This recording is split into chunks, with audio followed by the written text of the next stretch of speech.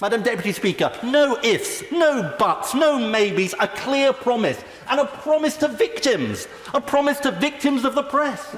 And here we come along today, and we have the government saying, let's dump this promise. It's too expensive. It's a distraction. How dare they, Madam Deputy Speaker, how dare they to the McCanns, the Dowlers, all those other victims? How can we be here, Madam Deputy Speaker? I say to members across the House, what? No, I will not give way. Are we sitting ducks? How Ed Miliband's green dream could leave Britain defenceless. There's a question that does not get asked enough in British politics, and it is this. What happens when the ambitions of one cabinet minister begin to undermine the safety of every single person living on these islands? Because that, quietly, behind closed doors, is exactly what senior defence sources are now warning about. And the answer is deeply uncomfortable for this Labour government. Welcome to British Coffers, the channel that cuts through the noise and gives you British politics straight, sharp, and without apology. If you are new here, do yourself a favour and subscribe right now, because we cover the stories that matter, the ones that get buried beneath the headlines, the ones that powerful people would rather you did not think too hard about. Hit that subscribe button and join the conversation. Now, let us talk about Ed Miliband, wind farms, and why some of the most senior voices in British defence are using a phrase that should make every one of us sit up straight. We are sitting ducks. Those are not the words of a tabloid columnist having a dramatic afternoon. Those are the words of a military source speaking to the Daily Mail. And when people inside the defence establishment start using language like that, it is worth paying very close attention. Here is the situation. The United Kingdom does not have an equivalent to Israel's Iron Dome. For those unfamiliar, the Iron Dome is a sophisticated air defense system capable of intercepting ballistic missiles at high altitude from up to 40 miles away. It is the kind of technology that turns a potential catastrophe into a near miss. Britain does not have one. What Britain does have is a government that has been asked, repeatedly, to fund one, and has thus far declined to do so in any meaningful way. Military bosses have reportedly called on the Treasury to allocate around £10 billion to build out a comparable system for the United Kingdom. £10 billion. A significant sum, no question. So far, the government has promised £1 billion. In comparison, Germany, our continental neighbour and fellow NATO ally, is committing £3.5 billion to its own anti-missile infrastructure. Let that settle for a moment. Germany is spending 3.5 times what Britain has committed, and the Germans are not even spending what our own military is asking for. Now here is where Ed Miliband enters the picture, and this is where it gets genuinely alarming. Miliband, the Labour MP for Doncaster North and the Secretary of State for Energy Security and Net Zero, has staked his political legacy on an extraordinarily ambitious green agenda. He wants to double England's onshore wind capacity to 29 gigawatts by 2030. He has dedicated £1.1 billion a year to offshore wind developers.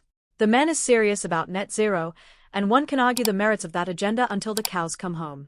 But there is a technical problem, and it is not a small one. Wind turbines interfere with radar. This is not scaremongering. This is physics. Wind farms are, in the bluntest terms, enormous chunks of metal standing in the landscape. When radar equipment pings out electromagnetic pulses to track objects in the sky, those turbines reflect those pulses back.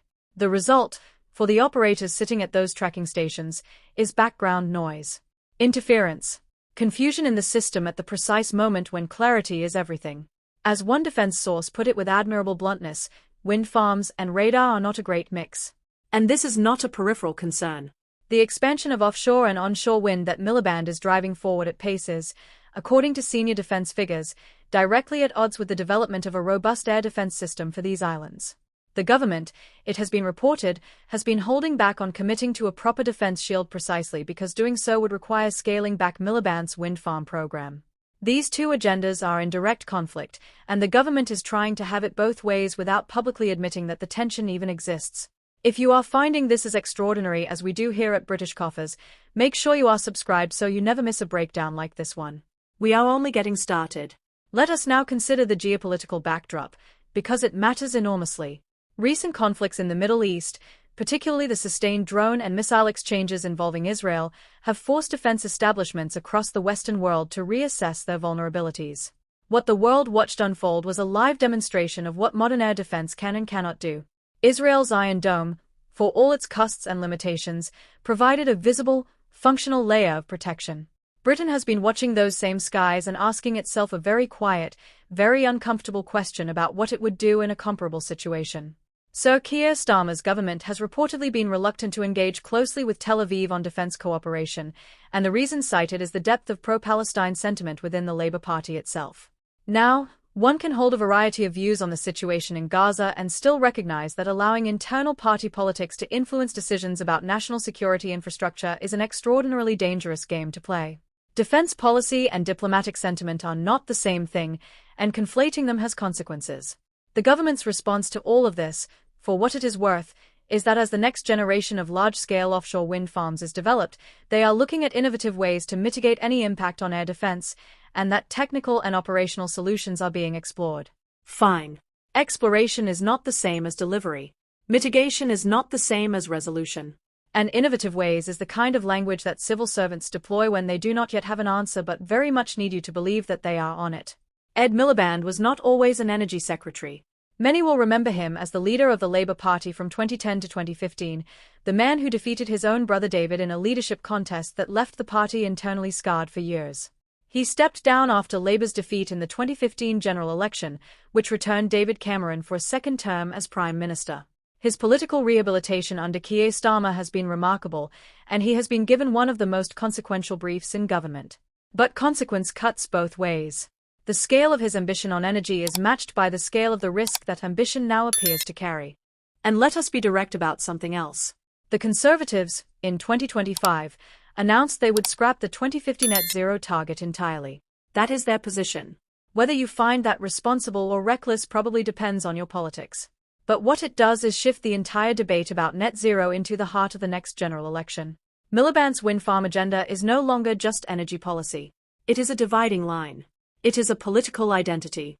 And that means questioning it, as defense sources are now doing, carries enormous political weight inside this government. Nobody in the cabinet wants to be the person who blinks on net zero. And that political pressure may well be distorting decisions that ought to be made on purely strategic grounds. Here is the blunt truth of it. Britain is a set of islands off the northwest coast of Europe. We have always been defined, shaped, and protected by our geography. But geography alone does not stop a ballistic missile. It does not stop a drone swarm. It does not stop the kind of aerial threats that modern adversaries are now deploying with increasing sophistication and decreasing cost. The world changed, and the question of whether Britain's air defense capabilities have kept pace with that change is one that deserves a straight answer, not a press release about innovative mitigation. £10 billion for a defense system that could protect every major city on this island. Against £1 billion pledged. Against a wind farm program that the military says complicates the radar picture. This is the trade-off that nobody in government wants to name out loud, but which defense sources are now making impossible to ignore. The question you should be sitting with tonight is a simple one. Who is setting the priorities in this government, and what is the price of getting them wrong? That is what we do here at British Coffers. We ask the questions, we lay out the facts, and we let you draw your own conclusions. If this is the kind of political analysis you want more of, subscribe to British Coffers right now because there is a great deal more where this came from. British politics is never short of drama, and we will be here every step of the way to make sense of it with you.